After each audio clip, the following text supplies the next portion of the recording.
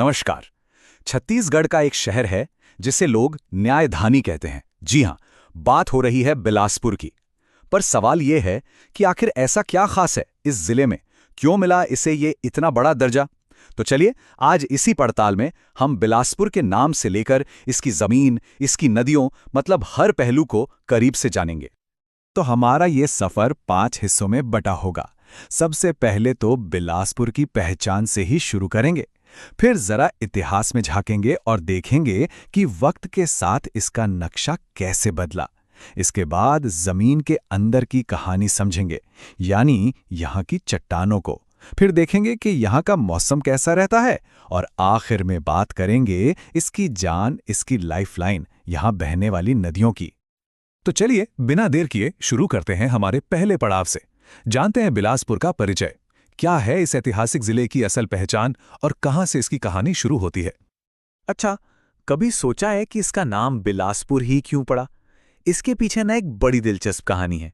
कहते हैं कि इसका नाम एक मछुआरिन बिलासा बाई के सम्मान में रखा गया था। सोचिए, ये बात दिखाती है कि इस जगह की जड़ें अपनी लोकल कल्चर में कितनी कितनी गहरी हैं। लेकिन देखिए, बिलासपुर की जो आज के दौर में सबसे बड़ी पहचान है वो है इसका निकनेम न्यायधानी। अब न्यायधानी का मतलब क्या है? बहुत सीधा सा है। पूरे छत्तीसगढ़ राज्य का जो हाई कोर्ट है ना, वो यहीं बिलासपुर में है। मतलब न्याय से जुड़े सारे बड़े फैसले इसी शहर से होते हैं। सही मायनों में ये पूरे राज्य का जुडिशियल हब है। तो ठीक है, बिलासपुर की पहचान तो हम समझ गए। अब जरा ये देखते हैं कि वक्त के साथ इसका नक्शा कैसे बदला है। आपको जानकर हैरानी होगी कि पिछले 150 सालों में इसकी सीमाओं में बहुत बड़े बड़े बदलाव आए हैं। ये जो टाइमलाइन है ना, ये बिलासपुर के पूरे सफर की कहानी कहती है। देखिए, कहानी शुरू होती है 1861 से, जब अंग्रेजों के ज़माने में इसका गठन हुआ था। फिर आया साल 1998, एक बड़ा साल, जब इसमें से कोरबा और जांजगीर चांपा ये 2 जिले बने। फिर 2012 में मुंगेली अलग हो गया, और सबसे ताज़ा बदलाव हुआ 2020 में, जब गौरेला पेंड्रा मरवाही जिला बना। मतलब एक जिले से कई जिले निकले। तो सवाल ये है कि इतने सारे बंटवारों के बाद आज का बिलासपुर कैसा दिखता है। देखिए, आज की तारीख में ये उत्तर में गौरेला पेंड्रा, मरवाही और कोरबा से घिरा है। दक्षिण में जाएं तो बलौदाबाजार और बेमेतरा हैं। पूर्व में जांजगीर चांपा और सक्ती हैं, और पश्चिम में इसकी सीमा मुंगेली से लगती है। और हाँ, इन सभी बदलावों का एक बहुत बड़ा नतीजा निकला। वो ये कि बिलासपुर अब एक लैंडलॉक्ड जिला बन गया है। अब लैंडलॉक का क्या मतलब हुआ? इसका मतलब ये है कि अब इसकी कोई भी सीमा किसी दूसरे राज्य को नहीं छूती। ये चारों तरफ से छत्तीसगढ़ के ही दूसरे जिलों से घिरा हुआ है। अच्छा, जिले की बाहरी सीमाएं तो हमने देख ली, पर कहते हैं ना, असली खजाना तो जमीन के नीचे छिपा है। तो चलिए अब बिलासपुर की धरती और चट्टानों की पड़ताल करते हैं। देखते हैं कि नीचे क्या है। यहाँ की जमीन की बनावट ना बहुत ही खास है। इसके नीचे मुख्य रूप से कडप्पा क्रम की चट्टानें मिलती हैं। और पता है, ये चट्टानें कोई मामूली चट्टानें नहीं हैं। ये अपने साथ एक खजाना लेकर आती हैं, चूना पत्थर और डोलोमाइट का। बस यही वो वजह है कि ये पूरा इलाका सीमेंट इंडस्ट्री जैसे उद्योगों के लिए एक हॉटस्पॉट बना हुआ है। और अगर हम इसकी जमीनी बनावट को ऊपर से देखें तो बिलासपुर छत्तीसगढ़ के मैदानी इलाके का ही एक हिस्सा है। मतलब ये कोई पहाड़ी इलाका नहीं है, बहुत ज्यादा ऊंचा नीचा नहीं है। समुद्र तल से इसकी औसत ऊंचाई लगभग 264 मीटर के आसपास है। चलिए, जमीन और चट्टानों की बात तो हो गई। अब जरा ऊपर देखते हैं, मतलब यहाँ के मौसम का मिजाज समझते हैं। आखिर बिलासपुर में रहने वालों को किस तरह की गर्मी और सर्दी का सामना करना पड़ता है। देखिए, यहाँ की जलवायु को कहते हैं उष्णकटिबंधीय मानसूनी। आसान भाषा में समझें तो यहाँ गर्मियाँ बहुत तेज होती हैं और बारिश का एक फिक्स मौसम होता है। और तापमान में तो जमीन आसमान का फर्क है, जैसा कि दिख ही रहा है। गर्मियाँ 40 डिग्री तक पहुँच जाती हैं, सोचिए, और वहीं सर्दियाँ 10 डिग्री तक लुढ़क जाती हैं। और अगर बारिश की बात करें तो यहाँ साल भर में औसतन करीब 1200 मिलीमीटर बारिश होती है। ये जो बारिश है ना, ये ज़्यादातर दक्षिण पश्चिम मानसून की बंगाल की खाड़ी वाली ब्रांच से आती है। और ये कहना गलत नहीं होगा कि यही बारिश यहाँ की खेती और पानी के स्रोतों की जान है। और अब बात करते हैं उस चीज़ की जो इस पूरे इलाके को जिंदगी देती है। जी हाँ, यहाँ की नदियाँ। ये सिर्फ पानी के बहाव नहीं है, ये तो इस जिले की नसें हैं, इसकी लाइफलाइन है। बिलासपुर का नाम लिया जाए और एक नदी का जिक्र ना हो, ऐसा तो हो ही नहीं सकता। और वो नदी है अरपा। इसे यूं ही बिलासपुर की जीवन रेखा नहीं कहा जाता। ये नदी शहर के बिल्कुल बीच से, उसके दिल से होकर गुजरती है और यहाँ के लोगों की जिंदगी का एक अटूट हिस्सा है। अरपा तो है ही, पर इसके अलावा दो और नदियां हैं जो बिलासपुर का नक्शा तय करने में बड़ा रोल निभाती हैं। एक है मन्यारी नदी, जो पश्चिम में मुंगेली के साथ एक कुदरती बॉर्डर बना देती है, और दूसरी है लीलागर नदी, जो पूर्व में बिलासपुर को जांजगीर चांपा से अलग करती है। अब जाहिर है, जब इतनी नदियां हैं तो उनके पानी का सही इस्तेमाल करना भी जरूरी है, और इसके लिए कई बड़े बड़े प्रोजेक्ट्स भी चल रहे हैं। चाहे वो खारंग नदी पर बना खूंटा घाट डैम हो, जिसे संजय गांधी प्रोजेक्ट भी कहते हैं, या फिर अरपा नदी पर बना अरपा भैंसा झार प्रोजेक्ट। ये सब मिलकर खेतों तक पानी पहुंचाने और इस इलाके की जरूरतें पूरी करने का काम करते हैं। तो सोचिए, एक तरफ न्यायधानी का इतना बड़ा तमगा, दूसरी तरफ जमीन के नीचे खनिजों का खजाना, और ऊपर से जीवन देने वाली नदियां। जब ये सब कुछ एक ही जगह हो तो एक सवाल मन में जरूर उठता है कि अपनी इस शानदार विरासत के साथ बिलासपुर का आने वाला कल, इसका भविष्य कैसा होगा। ये वाकई एक सोचने वाली बात है। छत्तीसगढ़ का एक ऐसा शहर जिसे न्यायधानी के नाम से भी जाना जाता है, एक ऐसा शहर जो इंडस्ट्रीज की वजह से हमेशा चलता रहता है और रेलवे के जरिए पूरे देश से जुड़ा हुआ है। तो आज हम बिलासपुर के हर एक पहलू को, इसके एडमिनिस्ट्रेशन से लेके इसकी इकोनॉमिक ताकत तक, एक एक करके समझने की कोशिश करेंगे। तो सवाल ये है कि आखिर ऐसा क्या है जो बिलासपुर को इतना खास बनाता है। देखिए, ये सिर्फ नक्शे पर एक शहर नहीं है, बल्कि अपने आप में एक इकोनॉमिक पावर हाउस और एक बड़ा एडमिनिस्ट्रेटिव सेंटर है। चलिए मिलकर जानते हैं कि वो कौन सी वजह हैं जो इसे छत्तीसगढ़ का एक बहुत ही जरूरी जिला बनाती हैं। किसी भी जगह को समझने के लिए सबसे पहले उसकी बुनियाद को समझना जरूरी होता है, और बिलासपुर की बुनियाद है इसका एडमिनिस्ट्रेटिव स्ट्रक्चर, मतलब ये जिला काम कैसे करता है। तो आइए इसी पर एक नजर डालते हैं। तो ये है बिलासपुर का पूरा एडमिनिस्ट्रेटिव सेटअप। जैसा कि हम देख सकते हैं, इसे कई तहसीलों में बांटा गया है और इसमें 4 मुख्य विकासखंड हैं: बिल्हा, मस्तूरी, तख्तपुर और कोटा। और हाँ, एक और खास बात यह है कि बिलासपुर शहर को स्मार्ट सिटी प्रोजेक्ट में भी शामिल किया गया है, जो बताता है कि भविष्य में यहाँ डेवलपमेंट की क्या दिशा होने वाली है। और यहाँ एक बहुत ही इंटरेस्टिंग फैक्ट है। बिलासपुर का जो बिल्हा विकासखंड है, वो सिर्फ इस जिले का ही नहीं, बल्कि आबादी के लिहाज से पूरे छत्तीसगढ़ का सबसे बड़ा विकासखंड है। इससे अंदाजा लगाया जा सकता है कि ये इलाका कितना ज्यादा बसा हुआ है। अच्छा, एडमिनिस्ट्रेशन की बात तो हो गई, पर किसी भी जगह की असली पहचान तो वहां रहने वाले लोगों से होती है ना? तो चलिए 2011 की जनगणना के आंकड़ों से ये समझने की कोशिश करते हैं कि बिलासपुर की डेमोग्राफी कैसी है। सबसे पहले बात करते हैं लिटरेसी यानी साक्षरता की। बिलासपुर की लिटरेसी रेट 70% से भी ज्यादा है, जो कि स्टेट के एवरेज से कहीं बेहतर है। ये आंकड़ा अपने आप में बताता है कि यहाँ एजुकेशन को कितनी इंपॉर्टेंस दी जाती है। अब एक नजर डालते हैं सेक्स रेशियो पर। यहाँ हर 1000 पुरुषों पर करीब 971 महिलाएं हैं। ये नंबर स्टेट के एवरेज से बस थोड़ा सा ही कम है, जो हमें यहाँ के सामाजिक संतुलन के बारे में सोचने का एक पॉइंट देता है। और ये एक बहुत बड़ी बात है, बिलासपुर सिर्फ एक एडमिनिस्ट्रेटिव सेंटर ही नहीं है, बल्कि छत्तीसगढ़ के सबसे ज्यादा अर्बनाइज्ड यानी शहरी जिलों में से एक है। इसका मतलब यह है कि यहाँ की ज्यादातर आबादी शहरों में रहती है, जो सीधे सीधे यहाँ की मजबूत इंडस्ट्री और सर्विस सेक्टर का नतीजा है। तो अब बात करते हैं उस चीज की जो इस जिले की इकोनॉमी को असल में ड्राइव करती है। वो है यहाँ के मिनरल्स और इंडस्ट्रीज। बिलासपुर की जमीन के नीचे भी और ऊपर भी दोनों ही जगह दौलत छिपी हुई है। देखिए, यहाँ की जमीन डोलोमाइट से भरी पड़ी है, और यहाँ की जो फेमस हिर्री माइंस हैं, वहां से निकला हुआ डोलोमाइट सीधा देश के सबसे बड़े स्टील प्लांट्स में से एक भिलाई स्टील प्लांट को सप्लाई किया जाता है। ये अपने आप में बिलासपुर की नेशनल इंपॉर्टेंस को दिखाता है। पर मिनरल्स तो बस एक शुरुआत है, असली कहानी तो अब शुरू होती है। अब हम उन बड़े बड़े इंडस्ट्रियल और इंफ्रास्ट्रक्चर पिलर्स की बात करेंगे जो असल में बिलासपुर की इकोनॉमी की रीढ़ की हड्डी हैं। चलिए देखते हैं ये कौन है। ये है एनटीपीसी सीपत। और सुनिए, ये कोई आम पावर प्लांट नहीं है, बल्कि एक टेक्नोलॉजिकल माइलस्टोन है। ये सुपर क्रिटिकल टेक्नोलॉजी पर बना भारत का पहला पावर प्लांट है, और इसकी कैपेसिटी 2980 मेगावाट। ये देश के लाखों घरों को रोशन करता है।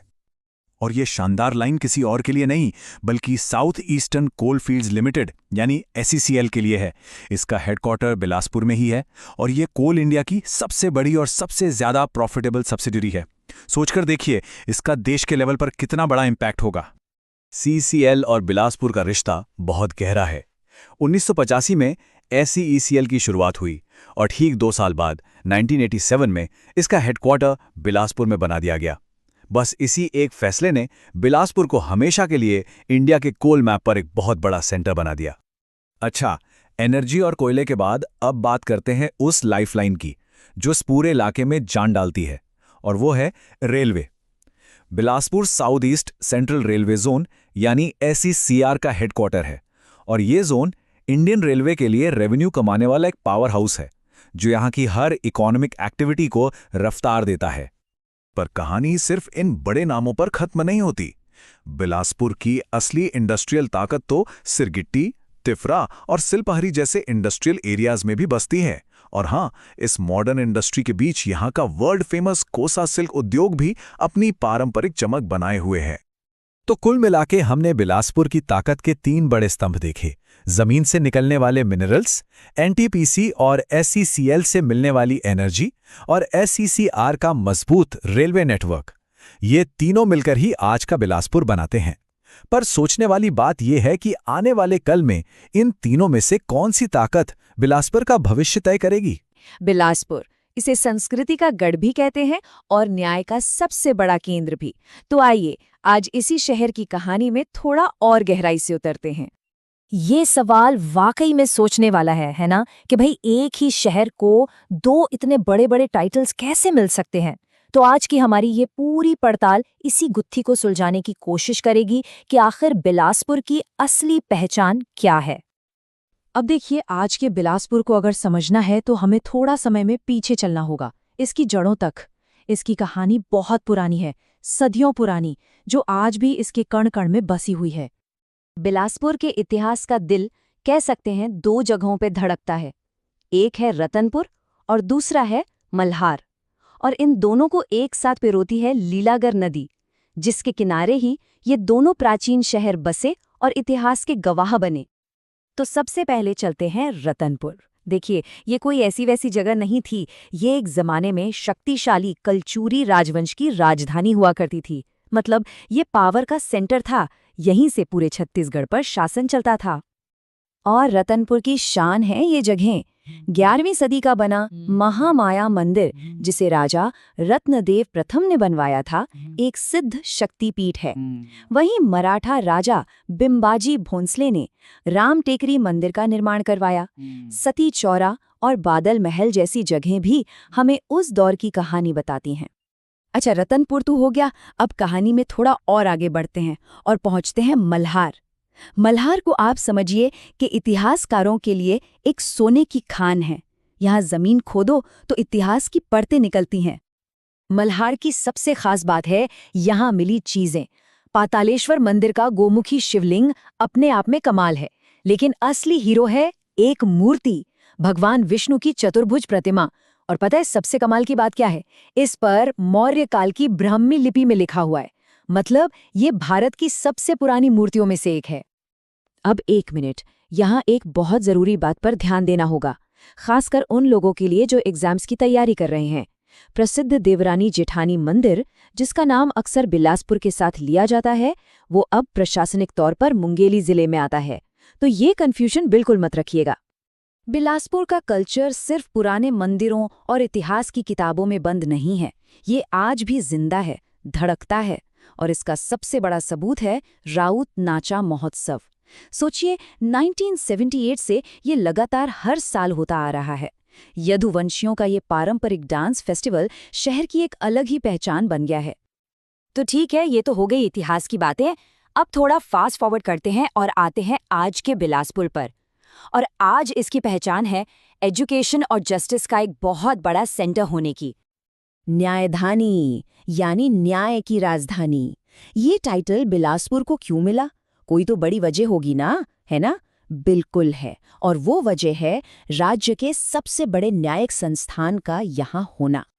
तो सबसे जरूरी बात यह है कि छत्तीसगढ़ का हाईकोर्ट बिलासपुर के बोदरी में स्थित है। और ये बना कब? ठीक उसी दिन जब छत्तीसगढ़ राज्य बना, 1 नवंबर 2000 को। ये डेट और जगह दोनों ही एग्जाम के लिए एकदम रट लेने वाली चीजें हैं। और हाँ, एक नंबर है जो दिमाग में बैठा लेना है, 19वां। जी हाँ, छत्तीसगढ़ हाईकोर्ट देश का 19th हाईकोर्ट था। प्रतियोगी परीक्षाओं में अक्सर ऐसे सीधे सीधे फैक्ट्स ही पूछ लिए जाते हैं। अच्छा, न्याय की बात तो हो गई, अब बात करते हैं ज्ञान की। बिलासपुर एजुकेशन का भी बहुत बड़ा हब है, और मजे की बात यह है कि यहाँ 3 बहुत ही महत्वपूर्ण और अलग-अलग तरह की यूनिवर्सिटीज हैं। एक तो है गुरु घासीदास यूनिवर्सिटी, जो पूरे छत्तीसगढ़ की इकलौती सेंट्रल यूनिवर्सिटी है। फिर है अटल बिहारी वाजपेयी यूनिवर्सिटी, जो एक स्टेट यूनिवर्सिटी है। और तीसरा पंडित सुंदरलाल शर्मा यूनिवर्सिटी, जो स्टेट की इकलौती ओपन यूनिवर्सिटी है। चलिए अब आते हैं एक रैपिड फायर राउंड पर। कुछ ऐसे जरूरी फैक्ट्स जो परीक्षाओं में बहुत काम आ सकते हैं। ये एक तरह से हमारा क्विक रिवीजन होगा, ताकि मेन पॉइंट्स याद रह जाएं। इस शहर की मिट्टी ने देश को कई बड़े नाम दिए हैं, जैसे बैरिस्टर छेदीलाल, जो हमारी संविधान सभा के मेंबर थे, ई राघवेंद्र राव, जो सेंट्रल प्रोविंस के गवर्नर बने, और क्रांति कुमार भारती, इनका नाम तो बिल्कुल नहीं भूलना चाहिए, जिन्होंने वानर सेना बनाकर आज़ादी की लड़ाई में हिस्सा लिया था। और कुछ वन लाइनर्स जो याद रखने हैं। रेलवे स्टेशन, राज्य का सबसे बड़ा और सबसे बिजी। लूथरा शरीफ, बाबा सैयद इंसान अली की दरगाह, बहुत अहम है। Stadium, Raghuraj Singh stadium. और पुलिस ट्रेनिंग स्कूल, वो है तिफरा में। अच्छा, एक और कंफ्यूजन जो अक्सर होता है, उसे यहीं क्लियर कर लेते हैं। देखिए, राउत नाचा महोत्सव और बिलासपुर महोत्सव, ये दोनों बिलासपुर के हैं, लेकिन चक्रधर समारोह, जो कि बहुत फेमस है, वो रायगढ़ में होता है। तो इन दोनों को आपस में मिक्स नहीं करना है। और आखिर में ये एक लाइन सब कुछ बयां कर देती है। बिलासपुर सिर्फ न्यायधानी या सांस्कृतिक राजधानी नहीं है, ये छत्तीसगढ़ की इकोनॉमी का पावर हाउस भी है। एनर्जी, रेलवे, कोल रेवेन्यू सब यहीं से आता है। मतलब इसका रोल बहुत बड़ा और मल्टी डायमेंशनल है। तो हम घूम फिर के वापस वहीं आ गए जहां से हमने शुरू किया था। इतिहास, न्याय, इंडस्ट्री, कल्चर, इतनी सारी पहचानें। तो फिर बिलासपुर की असली पहचान है क्या? शायद इसकी असली पहचान इसी विविधता में है कि इसकी कोई एक पहचान नहीं है। ये अपने आप में एक पूरा जहान है, और यही बात इसे और भी ज्यादा दिलचस्प बना देती है ना?